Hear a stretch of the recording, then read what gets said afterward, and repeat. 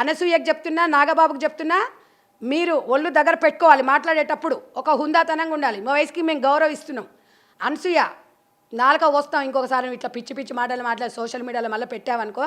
సుమా ఉంది, ఎంతమంది లేరమ్మా యాంకర్లు? సాయి పల్లె ఉంది, అనుష్క ఉంది, వాళ్ళు హీరోయిన్లు గారా? గోరెంటాక్ సినిమాలో జయప్రద, జయసుధ 100 రోజుల సినిమాలో 300 రోజులు ఆడిని జమున గారు ఉన్నారు. వాళ్ళందరూ అట్లనే ఇప్పుకొని చూపించిరా? నీవు ఇప్పుకొని చూపించి సంపాదించిన డబ్బు ఏమైనా చారిటబుల్ ట్రస్ట్కి ఇస్తున్నావా, లేకపోతే సమాజాన్ని ఏమైనా మారుస్తున్నావా? నీ కొంపలో నువ్వే కదా ఎంజాయ్ చేస్తున్నావు. లావిష్గా 50 కోట్లు పెట్టి ఇల్లు కట్టుకున్నావు. ఎవడు నీలాగే యాంకర్లు చేసేటోడు తిననిక తిండి లేదు. ఆ పావల ఆమె ఉంది కదా చామల, ఆమె పరిస్థితి చూడు, మంచి మంచి రోల్స్ చేసింది. ఇగో ఇలాంటి వాళ్ళని ఆమె ఒళ్ళు మంచి నిండగా అప్పుకునేది. మరి ఇట్లా ఒళ్ళు అమ్ముకుంటే మనకు ఇక బజారులకు తేడా ఏముంటుంది? బజారులన్నా ఆలోచిస్తారు వాళ్ళ కుటుంబం కోసము, వాళ్ళ పిల్లల కోసము.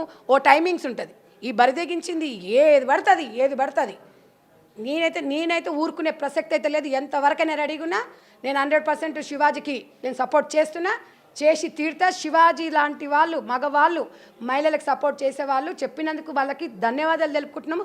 ఒక స్త్రీని ప్రకృతితో వర్ణించిండు మనని.